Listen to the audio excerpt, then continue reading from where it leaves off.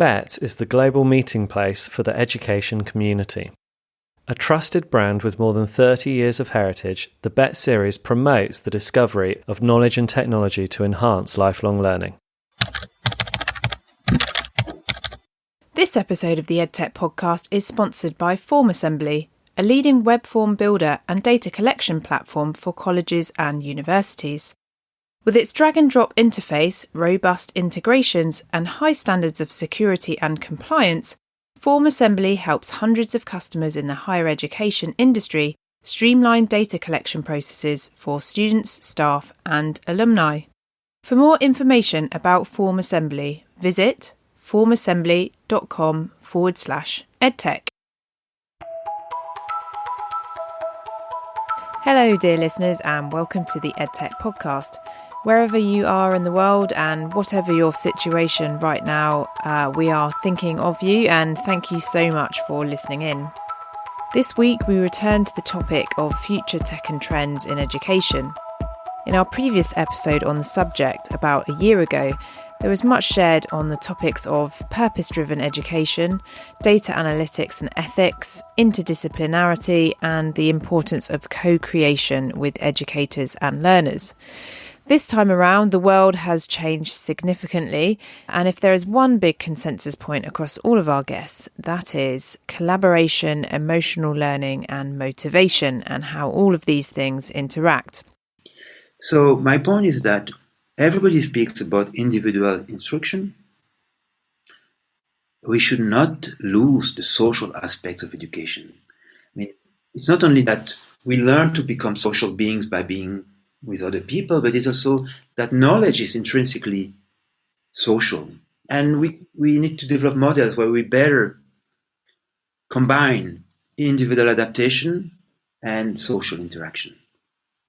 Yeah, no, I think it makes sense, right? I mean, and ideally, I think people think of technology as sort of this force of automation, but it can also be very much a force of of engagement, and so ideally you get a little bit of both, right? You automate the pieces that are easy to automate and that nobody likes anyway, and you can use technology to facilitate human connection in a way that makes sense and enhances learning.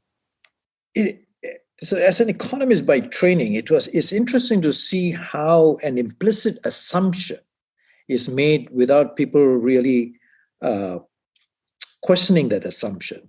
Is the whole notion of rationality. And is that our decisions are all based on rational decision making. And I think we kid ourselves when we think of that. And when we really sit down and introspect, our decisions are based on, of course, the knowledge that we have. And it's important. I'm not sort of saying that we should just dump all the stuff that we have built over the years in terms of knowledge generation and knowledge acquisition.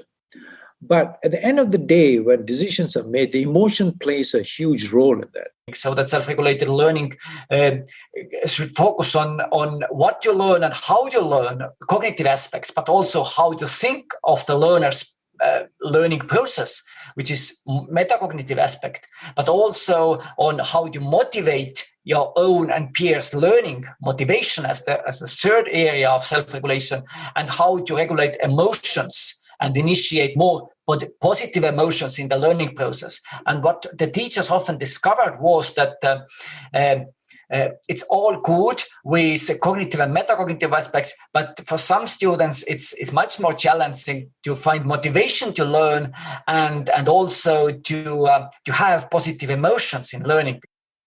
With many of us experiencing the fallout of Zoom fatigue and poorly designed online learning, this episode provides hope that the next generation of EdTech and implementation will be all about more sophisticated ways of connecting, learning together, and understanding our emotions and motivations better to develop new skills, better innovations, and to ultimately make a positive impact as both learners and educationalists. A big shout out to Bett for supporting this series, FormAssembly for supporting this episode, and to our fantastic guests from all around the world in Estonia, the UK, India, Switzerland, and the US for their personal and professional insights on this topic. Now, this episode is all about future tech and trends. But sometimes, in order to look forward, it helps to look back and remind ourselves about the honest intentions of technology and where we may have gone adrift, so that we may right our course.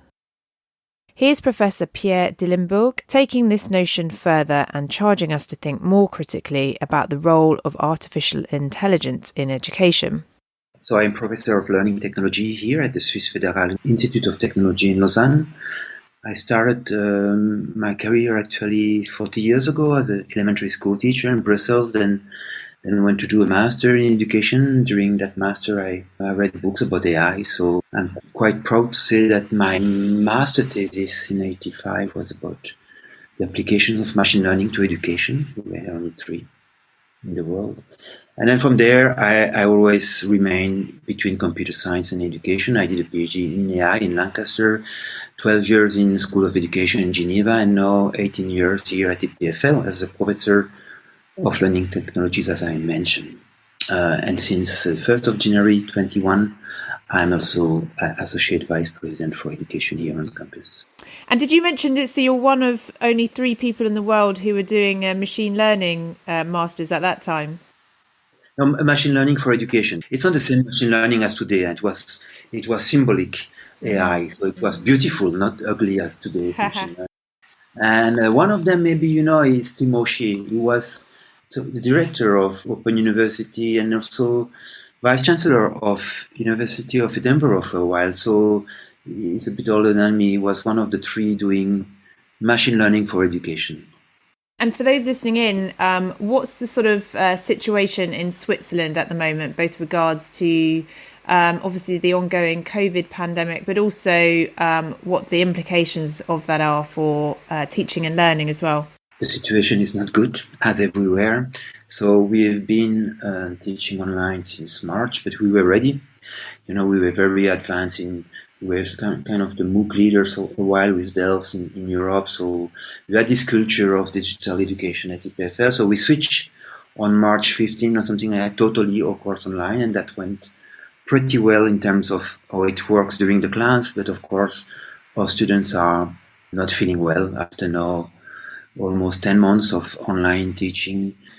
Our student union made a survey, 7,000 students reply in one weekend, and the radiography of the moral state was quite bad. They are exhausted, they are depressed, they are not doing very well. So we try to adapt ourselves to this situation, not by lowering the level of requirements of the exam, but by making things more flexible.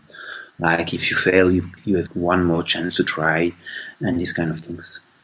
So that brings me on to my next question, which is that this podcast episode is about future tech and trends in education. So if I were to ask you to think about sort of top 3 trends, around the future of education, what would you dwell on, and why would that be as well? I would say proving the benefits of AI. So I don't know if I told you I have open space here for Edtech startups. So startups doing educational technology in Switzerland. We have more than 80 who participate. So it's called the Swiss Edtech Collider. Everybody says it does AI, and everybody says it will have intelligent tutor and so on and so on. For me, there is a bit of overstatement in the current discourse on AI in education. Yes, we can do fantastic things on AI for adaptive instruction. This has been proven. I have one of my startups that use AI to diagnose dysgraphia, so handwriting difficulties, talk difficulties, with machine learning, and we can do it in 20 seconds instead of 20 minutes for a human expert. So there are some benefits, but the benefits of AI are usually quite local. So first priority for me is to have clear specific benefits of AI in education, not a general blah blah that AI machine learning, okay, everybody mentioned that future is AI machine learning. No, I want clear demonstration of specific cases where there is a proven added value.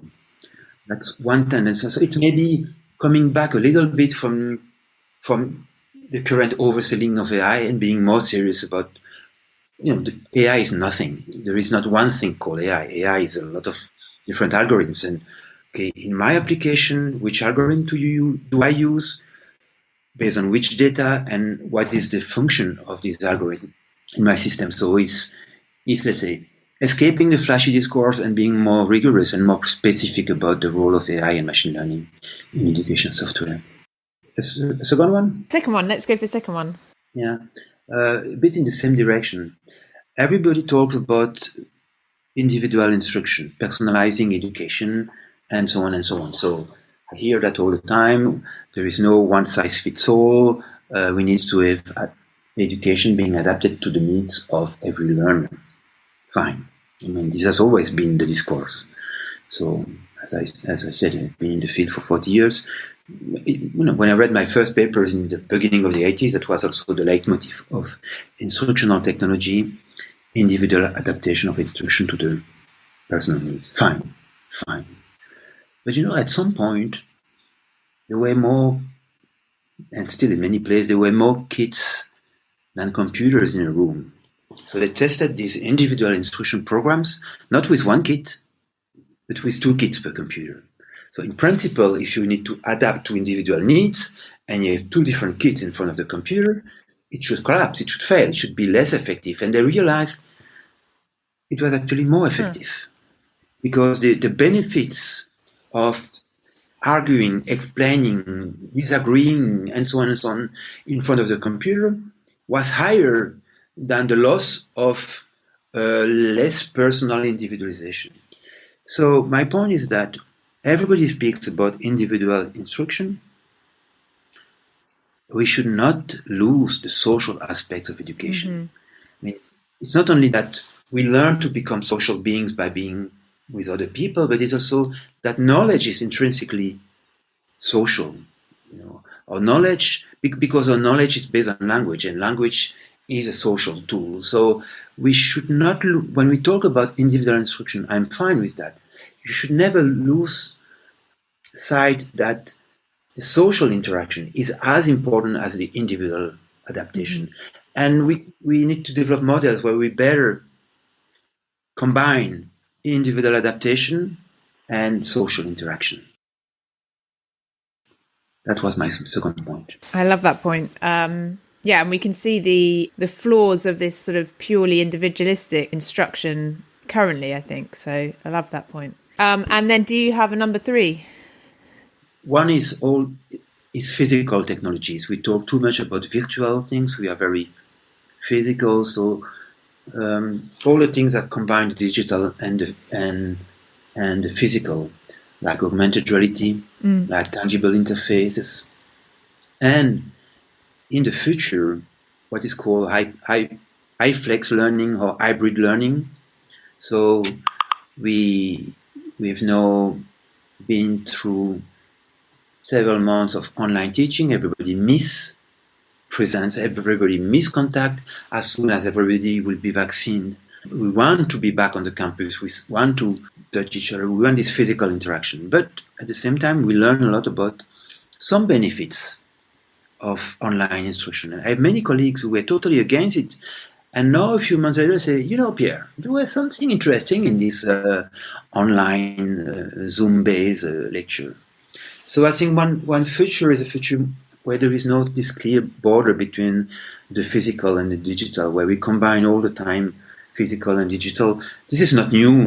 This is called blended learning or hybrid education. But the platforms currently, if you take Zoom, Teams, and so on, they are not really designed for this kind of mixed of presence and distance. I was been teaching for a while with 1/3 of the student in the class, 2/3 online in Zoom. That was not trivial at all.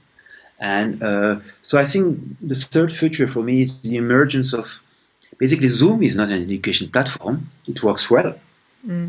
It has not been designed as an education platform. So I think the emergence of, and I see a few of them appearing now, the emergence of platforms specially designed for having a mix of interaction of some people in the room, some in the world, and so on and so on. That's probably the first. And these include augmented reality. These include maybe tangible interface where the people can manipulate something on the table, but this is captured by the system, and so on and so on.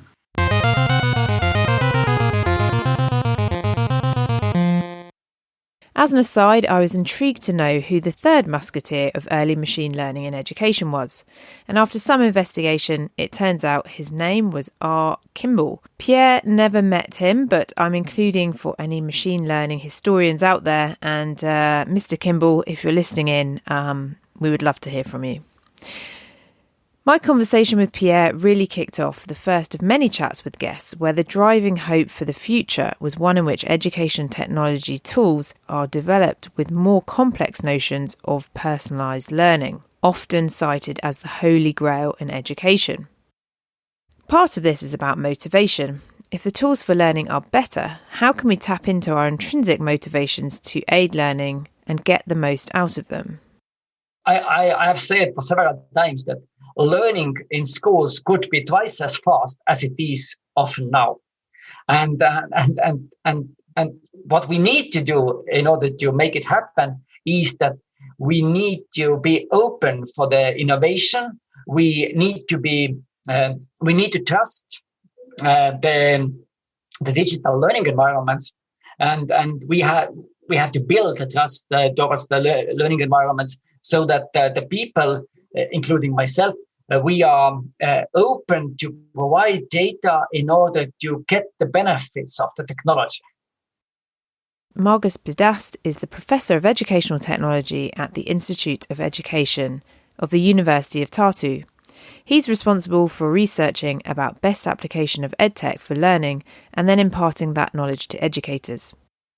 Okay, I am Margus Pedesta, Professor of Education and Technology at the University of Tartu in Estonia.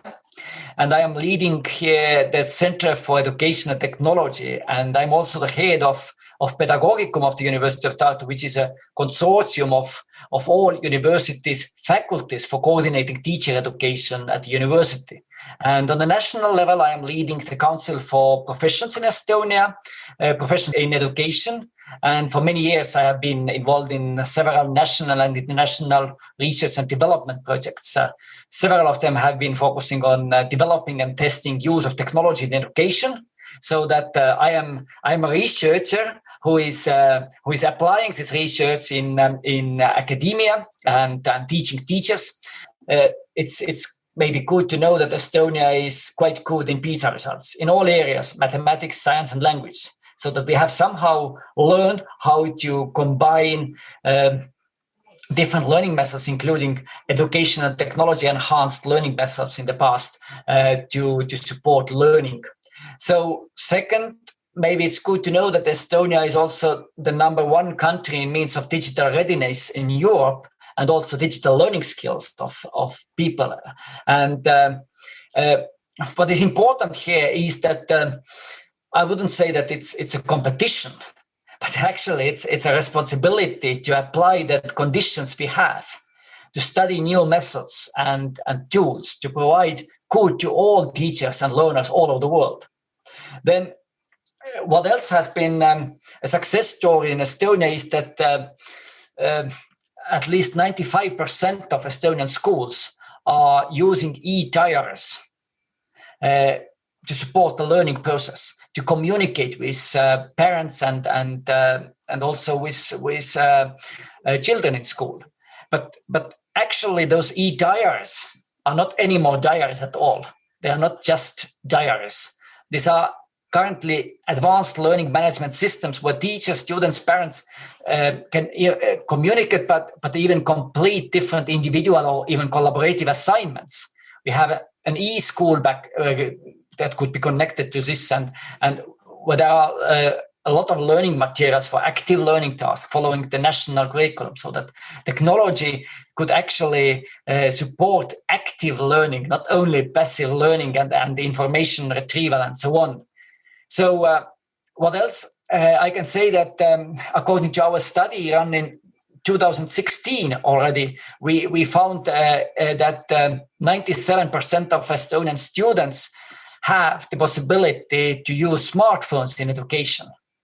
But what was interesting 4 years ago, we saw that only about 50% used their smartphones for learning in science and math. That was the focus of our study. Only once in a month or even less, almost nothing. And definitely now, due to the COVID-19, maybe the situation has changed faster than it would have been otherwise. But it shows that we have many affordances. According to Gibson, the affordances initiate a range of action possibilities, but it's relational, so that something is provided to us by the environment, but how we decide to use the tools and whether this is up to us. And we have the devices, we have the internet, we have motivated teachers and learners. And the next challenge is actually how. So that currently we are discovering the question how to make the use of technology much more successful. And therefore, for example, last thing I can mention here, that we do not know much in the world about learning in digital learning environments. We have a lot of studies, but it's not enough. So that's why we started in Estonia in May 2020, right after the start of the COVID period, a large-scale research project to discover the effect of using digital devices in applying different methods. And the effect is measured on both cognitive and non-cognitive variables, including the mindset of people and also the attitudes towards use of technology and also emotions and anxiety in education that are all important elements in supporting effective education. Margus spoke to me about how we need to better understand the psychology behind our learning in order to get the most out of the tools available. In the first weeks, when in March we started with the distance education due to COVID-19, then we saw that the teachers often tried to copy and paste what they had done in regular situation. So that they divided the tasks for students and then expected to get answers or submitted assignments to check and on what to give feedback. But many of the teachers learned very fast that they need to collaborate with different teachers in order to not overload the students and to have more meaningful tasks. So that this situation really called the teachers to rethink their learning goals, their purpose they have in mind in long term in education. Is it just qualification oriented, or it is also related to subjectivization and socialization of students? And then what we also saw is that for teachers it is very important, and in the distance education situation even more important, some kind of structure, some kind of system they could use in planning and monitoring and evaluating the success of the study process. And of course, in distance learning situation, the self-regulated learning skills became much more important for students, but also for teachers, we saw.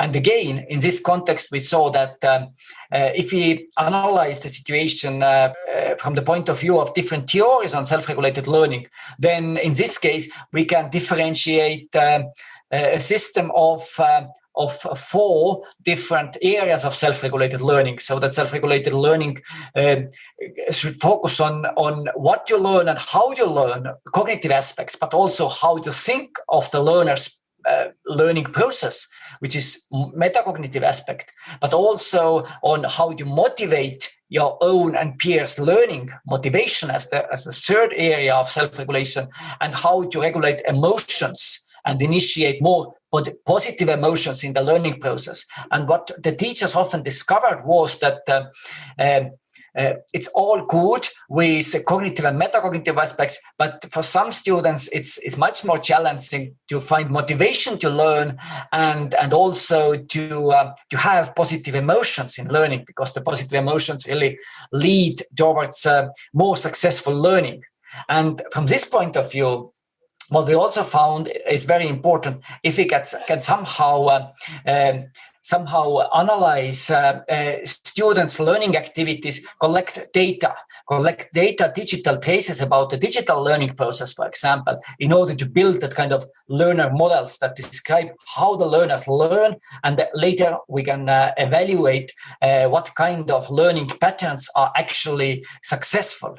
And from that work, we have now loved to run research on open learner models, so that we can actually make the learner models open to the learners, so that they can use this data to regulate their own learning process. And finally, it's the next step towards more personalized, adaptive learning environments, where artificial intelligence, virtual and augmented reality as powerful tools could play together in achieving the goals we have.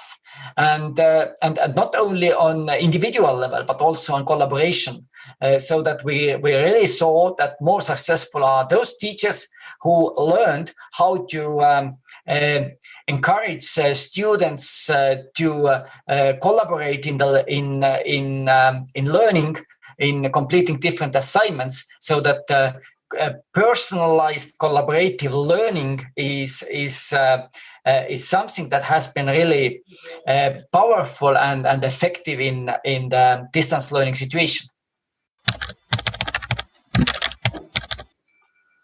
Yeah, as I mentioned already, the idea of open learner models, so that often what we have seen in our literature review, what we published less than a year ago in Journal of Computers and Education, is that we found that in online learning, most of the studies focusing on collaboration and online learning in general nowadays support cognitive and metacognitive aspects of learning, but not so often emotions and motivation, and especially emotions.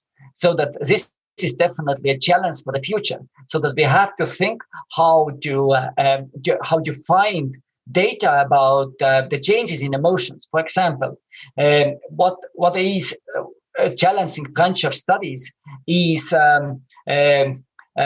related to biometric data, which is the future.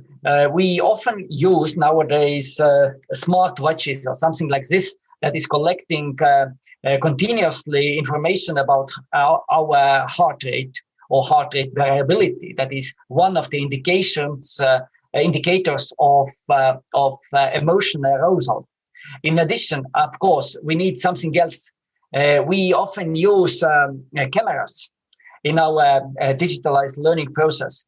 We are faced to the cameras, and actually this camera is suitable for detecting the mood we have, because let's say the heart rate variability or some other measures could have information that now our emotions were stronger, but actually this data doesn't say if they were positive or negative. And of course, we would like to empower the positive emotions. We would like to understand when the positive emotions are triggered and what is the trigger actually. And therefore, we need that kind of data from the cameras as well. And this automatic analysis of the face, we could understand much more about the learning process. Of course, there are challenges like all the privacy issues and so on. Also, let's say these programs analyzing this data even do not have to save any video. They just collect mathematical information about your eyes, your lips, and so on, and the movements of them, and that's it. And in the future, I'm sure we discover how much faster we could be in learning. This point brings me on to our next guest, whose work is dedicated to social emotional learning and how we can scale social emotional learning through digital means. I'm Anantha Duryappa, the director of the Mahatma Gandhi Institute. I'm an economist by training, actually, and spent a lot of my early days working on mathematical models, economic models, primarily linking economic systems with ecological systems, looking at sustainability.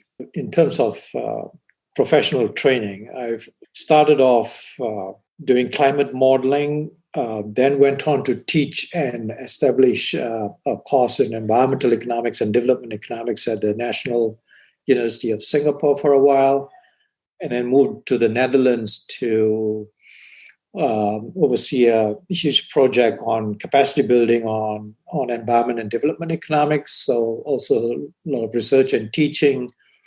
And then moved into policy, where I took up a position at the International Institute for Sustainable Development in Canada. And then sort of started getting interested in work on poverty and its links with environment, and especially with the Rio Summit in 1972, where the famous quote from Indira Gandhi, we sort of said, poverty is the worst enemy of the environment. And I had issues with that statement, and I thought it was too simplistic, and actually did a lot of work on showing that actually the poor really don't have the resources to destroy the environment as we think they do. And then started working with the United Nations Environment Program in terms of helping them develop a program of work on the poverty environment linkages. And then moved and went to Nairobi and spent about 4 years with I think they call themselves now the United Nations Environmental Organization. And over there, I spent most of my time working on poverty issues and trying to link it up with ecological systems and sustainability, and had the opportunity to be part of Kofi Annan's the Millennium Assessment, the Millennium Ecosystem Assessment, which I think is one of the largest assessments, bringing together about more than 1,500 scientists from across the world. And that got me interested in the science policy nexus. And that's been where most of my work is. After that, moving to the United Nations University in Bonn, continued working on social, environmental issues, started getting into a little bit more of education. And that led me to the Gandhi Institute. A couple of things attracted me to this Gandhi Institute. One was, of course, the name Gandhi. And then the whole notion of education for sustainable development and peace. And one of the things that was really frustrating, and that frustration was building up over time as I was moving from these various positions, is that there wasn't any behavioral change that was happening.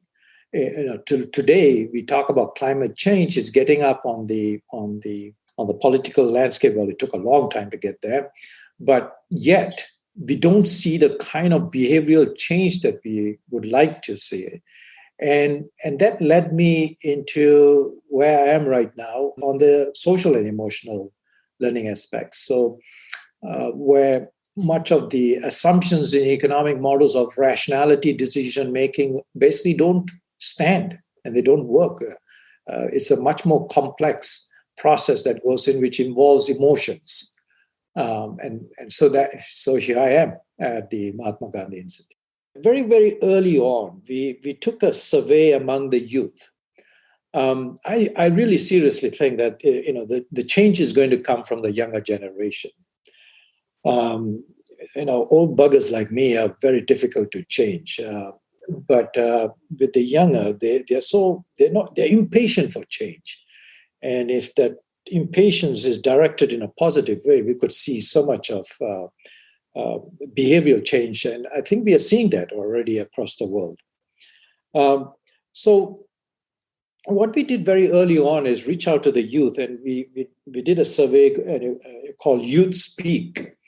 And we got about 1,400. Now, that's not a big number considering the number of youth around the world, but we had a good representation from many countries. So it wasn't just India or the region, but we had good representation from across from the regions around the world. But the one thing that we found that there wasn't any difference between a group which had extensive introduction to sustainability issues, education. So we sort of said, have you had a course or have you taken courses in education for sustainable development or in peace studies, global citizenship studies? And it was interesting how roughly about a third of them said they had quite a large exposure to that. Another third sort of had some slight exposure, and another third sort of said, no, we never had any of that. It was interesting how that ratios fell naturally. We didn't kind of choose accordingly. It just went randomly to 1,400 or more, whoever who participated. Now, what we found was that there wasn't really any difference in terms of perceptions and the terms of the way they looked at issues across these three different groups. So one comes to a conclusion that the way that we have been teaching education or sustainability and peace really has not had much of an impact. Because those who were not exposed to it had the same kind of perceptions and attitudes as those who were. So it wasn't getting through. And so we sort of said, well, that means the present approach is not working. But the good news was that there was a natural level of empathy that was running across all of them. And this resonates very much with the science that is coming out, which sort of says that we humans are actually neurobiologically wired to be kind. We are born to be kind. It's just that the systems that we set ourselves oxymoronically tend to take us in the opposite direction. And that pushes us into stress and depression and stuff. So it's interesting how we call ourselves one of the most intelligent species, have set up systems which go against our natural order. So when we saw this, then we sort of said, maybe then we should be looking at how we can train the brain, just as we train the brain for numeracy and literacy, for social and emotional competencies. Things like empathy, things like emotion regulation, things like attention regulation, things like compassion, perspective taking, trying to understand the other. And there was ample science to support this. And I was really surprised why the education sector was not taking this up. And most of this work was related so strongly to learning. It makes learning, it has the potential to make learning fun. And I think that's one of the things that we should try to do. The COVID has, it was interesting when they did a survey with children, they all missed school. But the main reason they missed school was the socialization factor with their friends. It wasn't about missing school because of the maths or the science or the subjects that they were. It's more about the socialization that they missed. We have to, that's good, but we also should sort of say they really missed the learning for fun. And I think that's where our education systems have really lagged behind, just based on my own experience as well. So I think that's where we really need to change. The challenge is to change an education system which has been around with us for 300 years or more, which had very different objectives. And how to change such a ingrained system is going to be the challenge. So as an economist by training, it's interesting to see how an implicit assumption is made without people really questioning that assumption.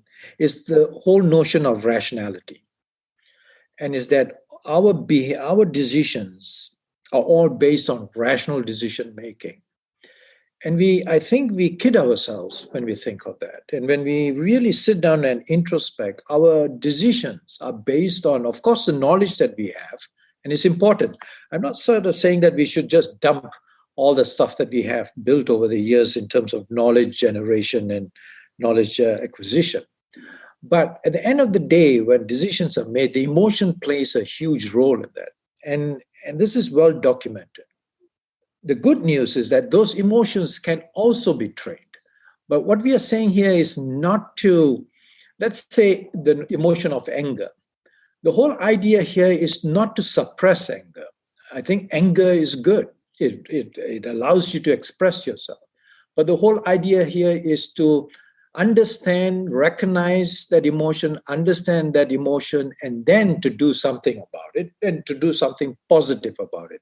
And I think that's something that should be included in our education systems. Because at the end of the day, our education systems are not just factories to just dump knowledge into our brains, because we don't need that anymore. So I think it's more in terms of analysis, how to deconstruct arguments and reconstruct arguments, but with an emotionally resilient mindset. And I think that's the challenge of the education for the future. It's not about just knowledge, but it's an analysis of knowledge and analysis of that with a resilient emotional mindset. Now, digital. Many people say, when we developed our socio-emotional learning program, we called it SEL++. And the reason was we were sitting around with a bunch of computer nerds and stuff, and I did a lot of computing modeling, and it kind of came out from C++, and then we said, oh, let's do SEL++. Now, what is the first plus? We feel that SEL, socio-emotional learning, shouldn't be done as a subject by itself, but it should be done through existing issues. So the whole notion of, let's say, racism, systemic racism, what does that mean? So we use that as a topic, and within that topic, within that whole curriculum, we build in socio-emotional exercises, the whole notion of reflection, the whole notion of dialogue, the whole notion of perspective taking. So we build it, and we also have attempted to do this even within mathematics and stuff. Now, the next plus is doing it through digital to scale it up. And the reason we went digital for a number of reasons. One is, of course, scaling it up. And we are in a country like India, where there are about, 330 million students. That's the whole United States population. And try to do SEL with face-to-face just doesn't work.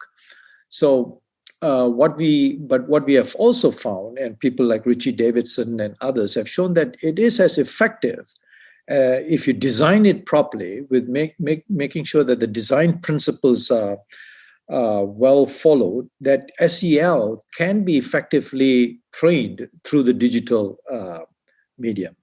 Now, when I say digital, I want to make a distinction between ICT and digital pedagogy. Even in an organization with like UNESCO, we still tend to use ICT. I think when we look at, especially with COVID experience from the COVID pandemic, ICT is just basically a transmission medium. I think the digital has an opportunity to be a transformative medium. And digital pedagogy can be really, so when I talk about digital pedagogy, I'm thinking about it being immersive, so virtual reality. It can be interactive, through gaming, use of games. It could be dialogic, because it allows a student in a small town in Ohio connect with a student from a small town in Uttar Pradesh, in India. Language, we have that kind of technology now.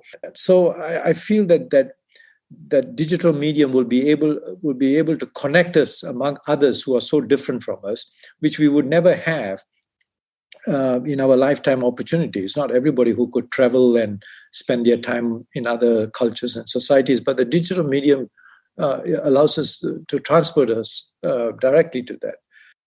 Of course, these intrinsic emotional systems and intrinsic motivators within us do not disappear when we reach adulthood. I spoke to Benoit Wers, a partner at Bright Eye Ventures, on what the outlook is in the adult skills development space, and how we're going to fund all of this development.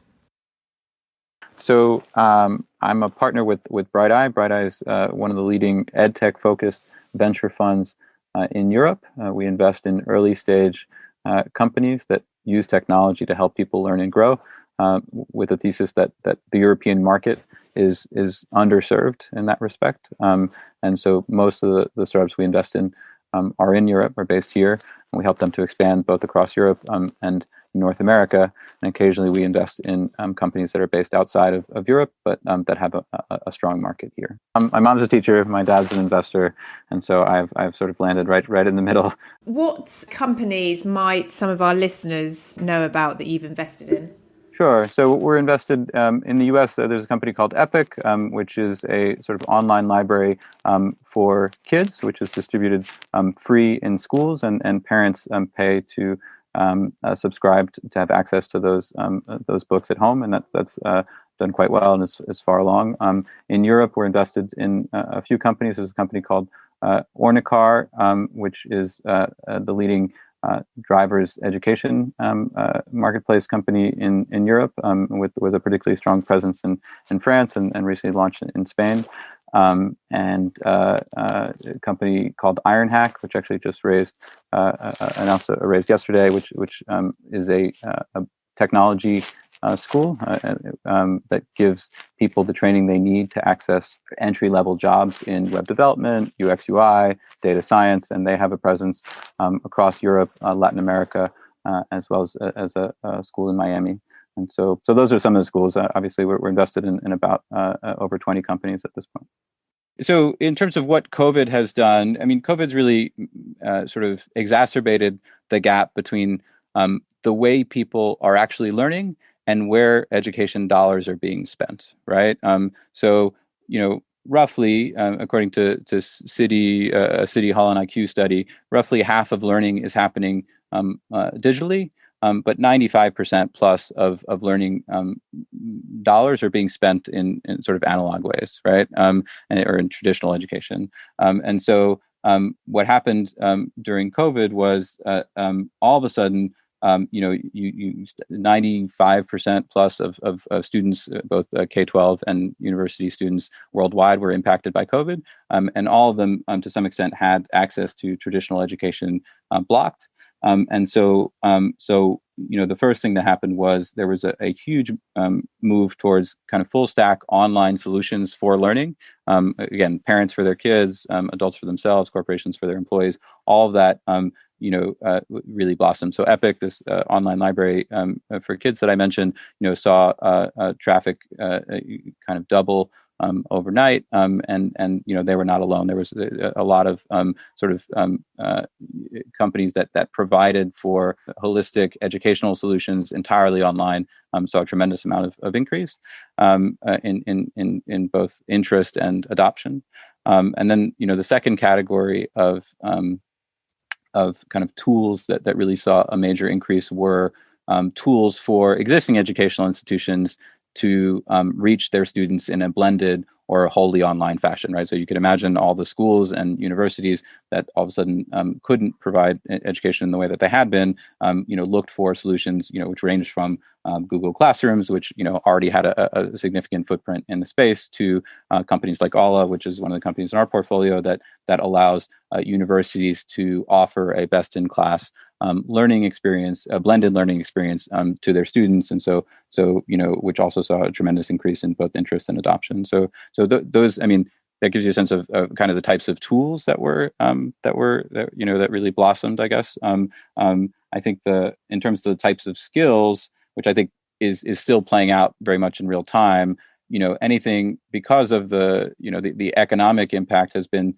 so severe in more traditional segments of the economy. There's been a tremendous boom in interest in anything that allows people to acquire innovation economy skills. And so companies like Ironhack in our portfolio, which just announced a $20 million raised this week, or companies like Multiverse, both of which is a UK company that also just announced a big round this week, both of which are around giving people skills and access into the kind of innovation economy. Those types of companies are seeing both a lot of traction among users and a lot of interest among investors. You'll see a lot of it, and I think a lot of the early interest among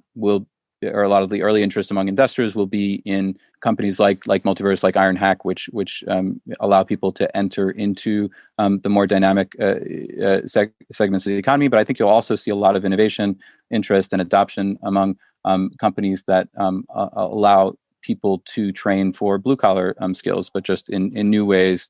I think more broadly, what's happening, I guess, in the medium term is that there's just a massive sort of unbundling of education, and so you can think about like the different components of education as a traditional primary, secondary school, university experience really combines four things. It combines sort of instruction, coaching, feedback, and community. Right, you're getting pieces of that. And one of the more interesting things that's happening when you have new solutions is that you can repackage those things and emphasize either emphasize purely instruction and coaching, or reduce the costs around certain aspects of that, so that the experience that you get is both more relevant for the student, potentially shorter and cheaper, honestly, depending on what type of education you're looking for, but ultimately more engaging and has a better outcome for them. Yeah, so I mean, the funding report itself is really focused on where the dollars are going. So if you look at venture capital as a whole, in the three major regions are kind of North America, Europe, and Asia, primarily China. And so historically, EdTech 10 years ago when I started investing in the space, it was very little. As a percentage, it was really negligible of money was going into education technology, and the two big changes were one. There was a massive increase in digital penetration in schools, which meant that all of a sudden you could distribute education technology into schools, and that happened first in the U.S. and then later in Europe. And so in the U.S., for example, it went from 20% of classrooms to 98% of classrooms having broadband access. And you could sell software into schools in a much more consistent and scalable way. And so a lot of the early investment in tech was actually around software for K-12. The bigger change, honestly, over time was the increase in willingness to pay for new educational experiences, particularly educational experiences that touch on innovation economy skills. So parents' willingness to pay for coding for their kids, adults' willingness to pay for all kinds of training that allow them to access the increasingly dynamic innovation economy increased, and even corporations' willingness to pay their employees, willingness to pay for training for their employees also increased. And so that honestly is the bigger and a trend that exists again across all of these markets. And so in terms of where the dollars are flowing, so in the U.S., there's approximately $2 billion invested last year in 2020 in EdTech startups. In Europe, it was about 700 million, and in Europe, it was about 7 billion. Right, so an order of magnitude difference. And I think when you look at it, it would seem that like there are big disparities, but actually, the U.S. and EU markets are fairly similar. So about 2% of venture capital was invested last year in education technology, slightly less than 2% in the U.S., slightly more than 2% in Europe, but it's quite consistent. And if you look at it as a percentage of venture capital, the real outlier is China, where for a number of reasons, which we can get into if you want, the market's a bit more dynamic, so a much higher proportion of venture capital is being invested there. In terms of what we'll see going forward as well, do you see anything that is currently, part of the EdTech sector that will sort of fall by the wayside? I I mean, I'm not sure that I would see anything fall by the wayside in the ed tech sector in particular. I mean, I could see. I think that traditional educational institutions that look, I don't think K-12 is going to change too much. I guess I would say. I mean, I think there for reasons that have to do with education, but also just community and social welfare. I think having places where kids go a big chunk of the day, where they are both, where they learn, interact with peers, and also are honestly have a child care, have people that are taking care of them that are not their parents, is really important for society to function today. And so in terms of what happens post pandemic, I would expect K-12 to still be mostly offline. I would expect it to incorporate more digital tools, and the cost of acquisition goes of those tools goes down. I think there will be more disruption and changes for kind of lifelong learning and higher education. There's been a tremendous amount of pressure for lower performing universities, and so I think what will happen there is that there will be more pressure on those universities to deliver content that's professionally relevant, and B, actually move students, actually pay attention to whether their students are engaged in learning. And universities that can't deliver that will find it harder and harder to recruit students. I will say that this idea of kind of the unbundling of schools, comes from talking to entrepreneurs who are in the process of doing that. One of the I guess trends that I'm most interested in is the use of or the rise of kind of communities of learning.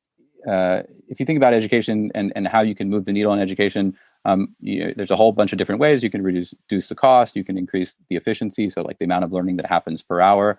You can increase the relevance, so how relevant you're spending the content that you're spending that hour is to your learning goals. But I think actually the most powerful way to change the way people learn is to boost motivation, right? Because there's almost, honestly, with enough hours spent, there's almost nothing you can't learn. And the really hard part about learning is just getting yourself to spend the hours required, right?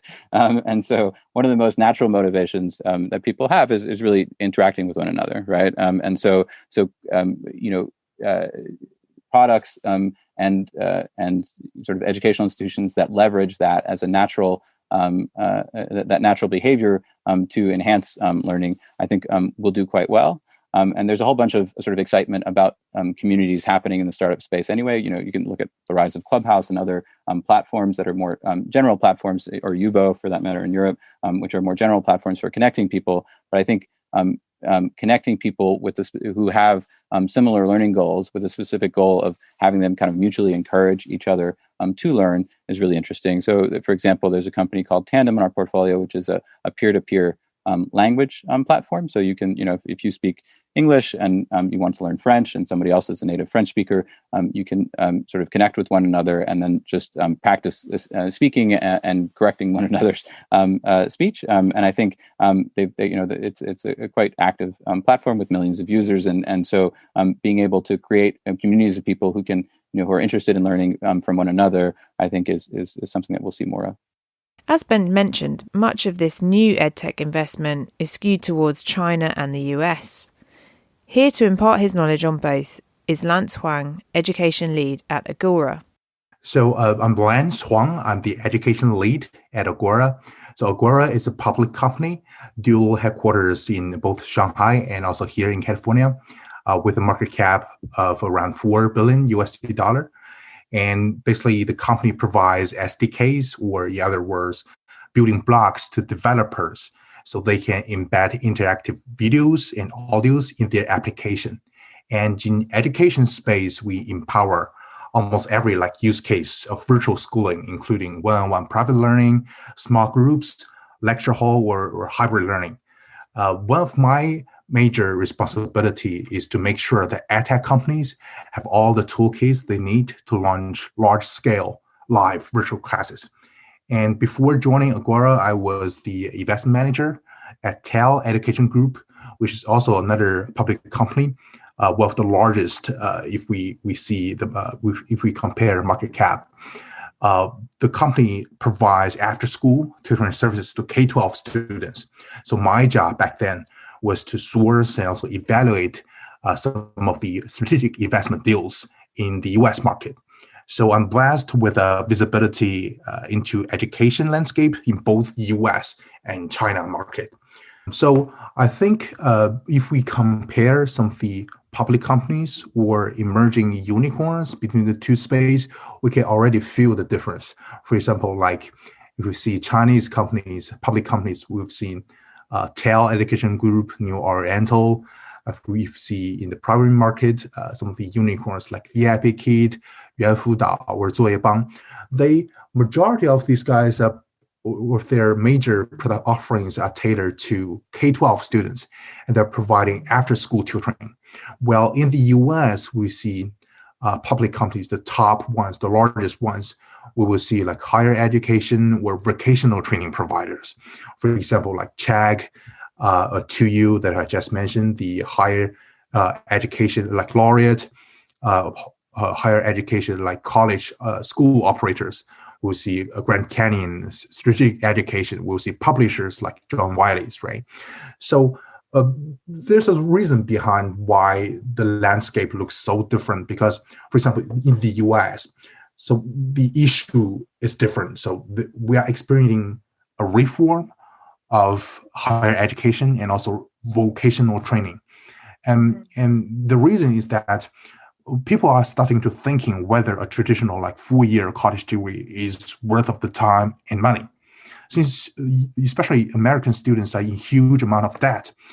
If they attend like 4-year college study, they will have like 20,000 in debt for the student loan, and they are struggling to find a decent job after graduating to repay the student debt.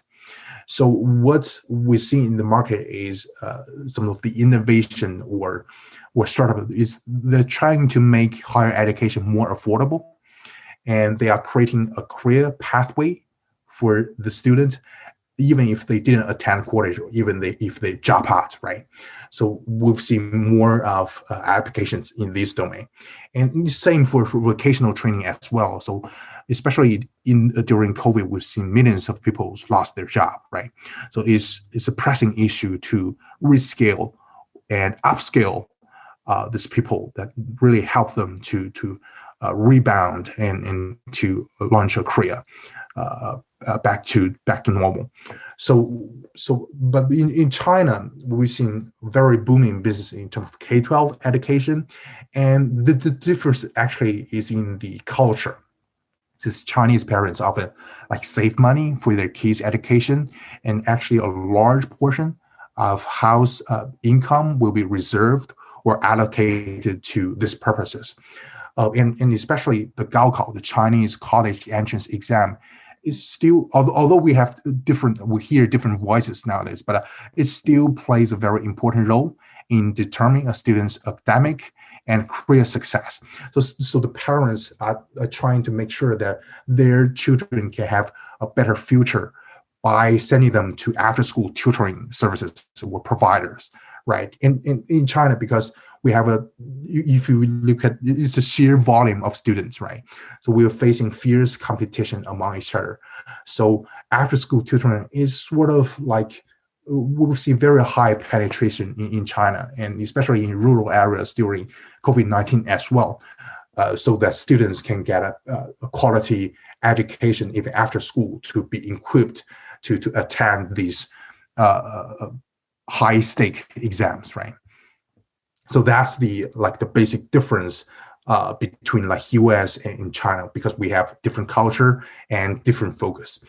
And one interesting like trend or model that I see in China, that's kind of like leading the trend to a global scope, is one called dual teacher mode.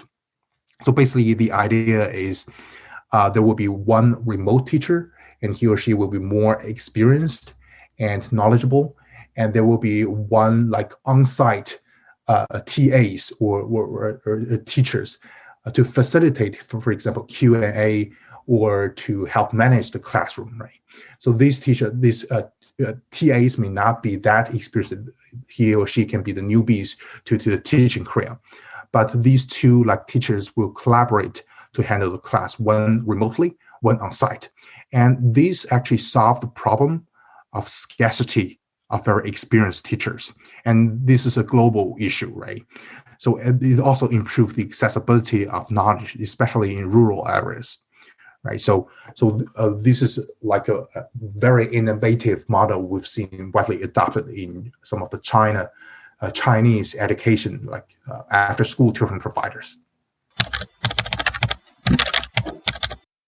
And actually, if we take a step back and look back and reflect on this paradigm shift of online learning, we can identify some of the benefits of online learning too. For example, it saves commute times for students. It provides more flexibility in terms of scheduling with their tutors, and it brings down the cost of learning and also improves accessibilities and offer a wide variety of content a student can choose from this digital library, right? And one very famous startup in the US is called Masterclass. So the business model is a student can only need to spend $15 per month for the subscription fee, and you can learn how to cook from celebrities like Gordon Ramsay, how to play basketball from Stephen Curry, do magic tricks from Penn Teller, and how to act from famous actors like Natalie Portman, right? So all these are celebrities and industry experts that won't meet you in person and teach you, but Masterclass enable you to learn online and adopt this fascinating knowledge or tricks, right? So these are some of the trends I observed that have been accelerated during COVID-19. And last but not least, I think one of the amazing trend is the development and also advancement of AI applications. And in China, I've already seen wide adoption of AI technologies like facial recognition and also emotional recognition. So especially it's useful in large classes.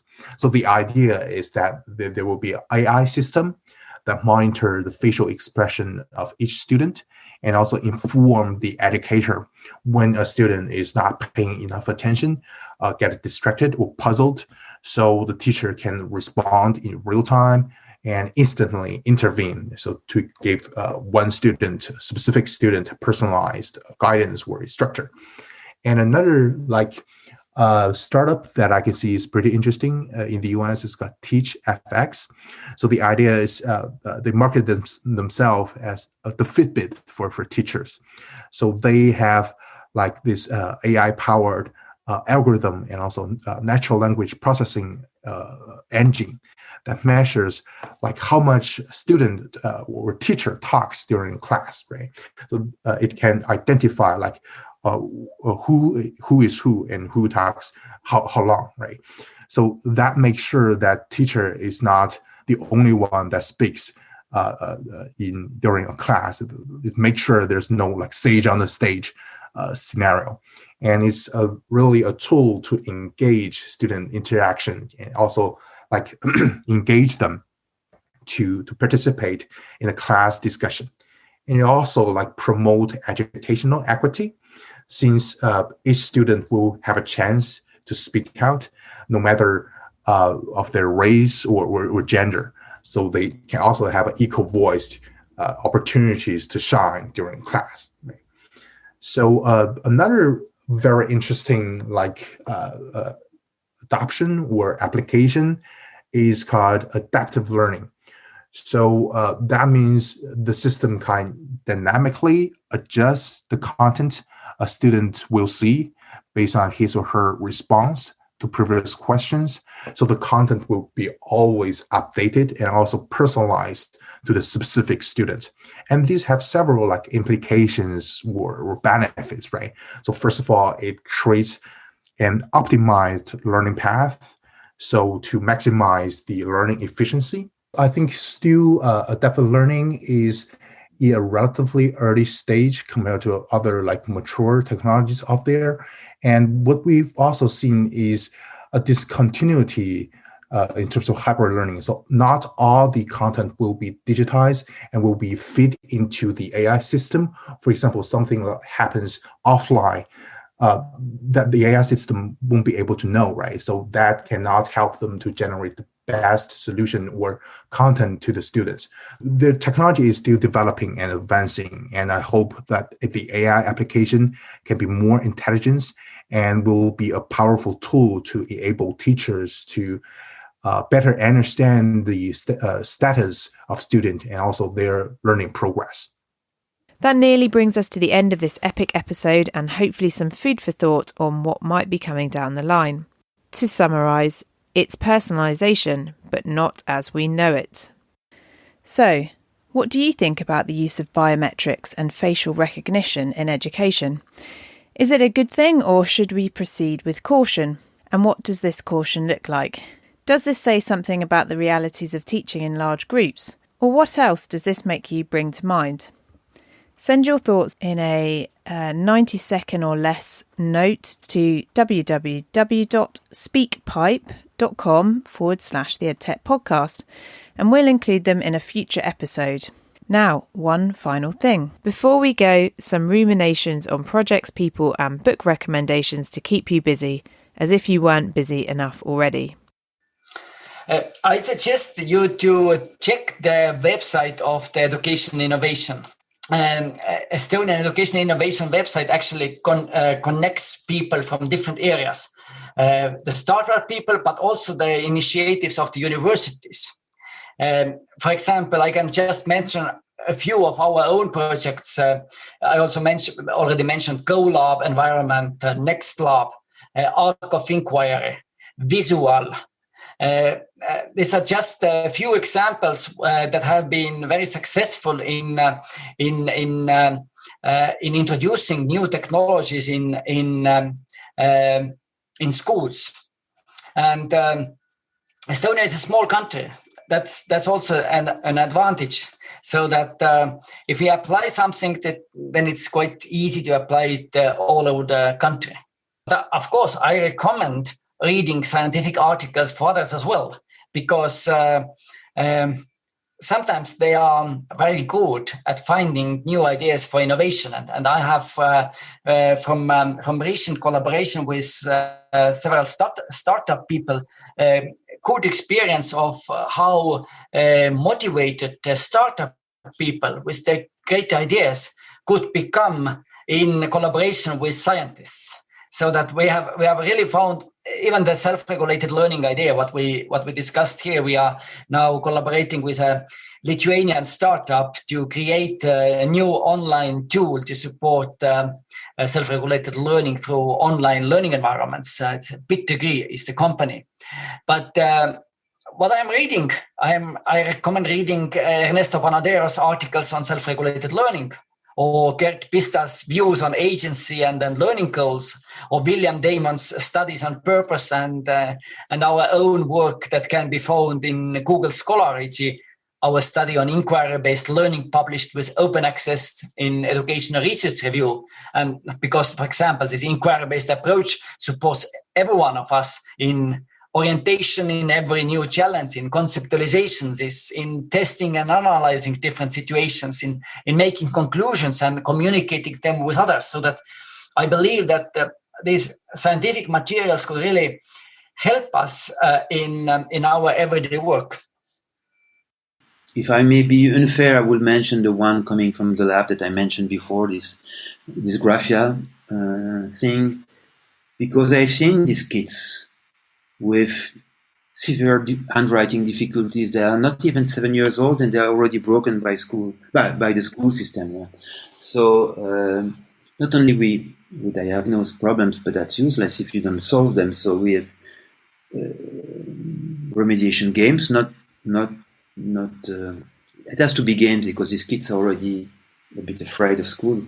But things like, if you do the official measure of handwriting difficulties, you have one scale and you get a value on that scale. But what we found with machine learning is that two kids with exactly the same value on the scale may have two different causes, two different difficulties behind this score. Some of them, because we use a tablet, so we can discriminate pen pressure, pen tilt, speed, acceleration, everything we can analyze at a very low level.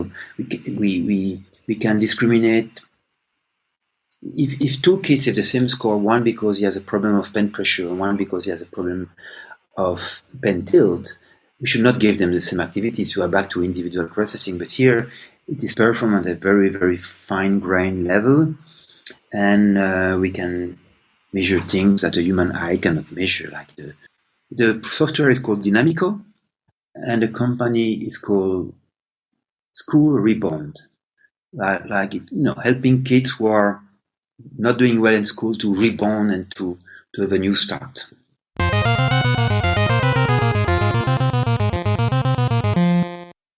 There is something in Switzerland that is not well known in the rest of the world, except in Germany and Austria. It's called a vocational education system. It's a dual vocational education system. So in Switzerland, when they're 16 years old or teenagers, 2/3 of them, they'll go and learn a job, including our president, including the CEO of UBS, the main bank.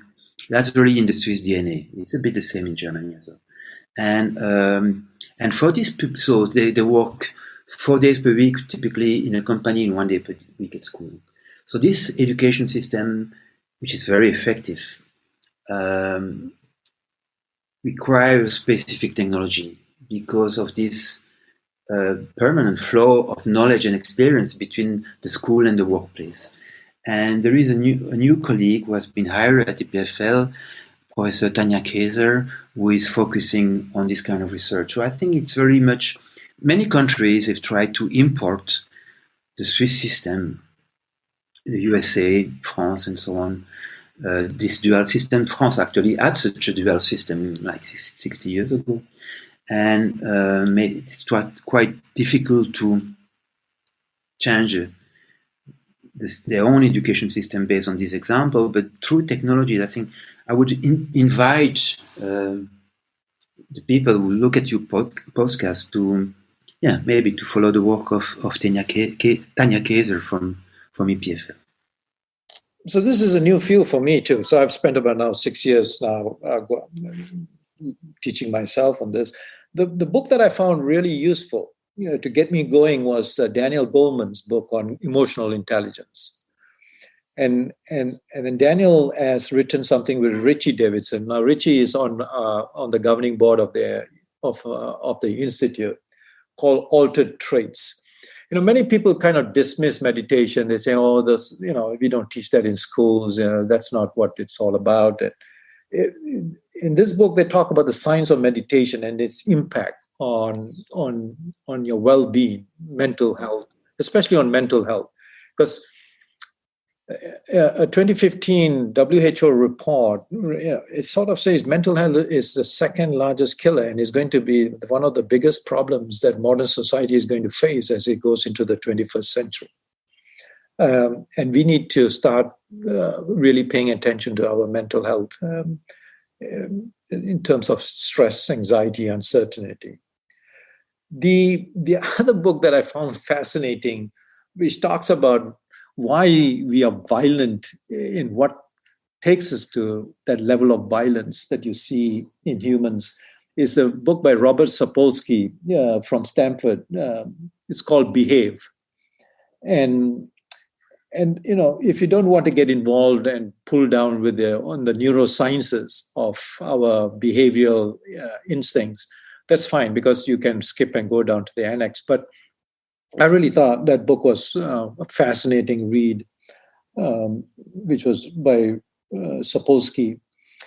And the book that turned my whole understanding of rationality was Daniel Kahneman's Thinking Fast, Thinking Slow. So he was more of a psychologist, and then Richie is more of the neurosciences. So they're connected. One explains the behavior, the other one tells you what happens in our brains to explain that behavior. So So I found these really inspiring. And then the work on social-emotional, Kimberly from UBC, full name is Kimberly Shaunard Rachel. I'm not sure if I pronounced her last name well. I always call her Kim because I mess up her last name all the time. From UBC in Canada, she has done some really great work with schools in British Columbia, and in fact was instrumental in really institutionalizing social-emotional learning within the education systems in British Columbia. And so I think that's pretty much. And then, of course, His Holiness Dalai Lama. Who else is the ambassador for social-emotional, the whole ambassador for kindness? He's just, especially his work on secular ethics. So it's just cuts across. It's religion agnostic. It's about humanity and the way that we behave within ourselves. I always use the SEL framework. We have designed our own at the Institute called EMC squared. It's a play of Einstein's equation, but towards what we call the K cube endpoint.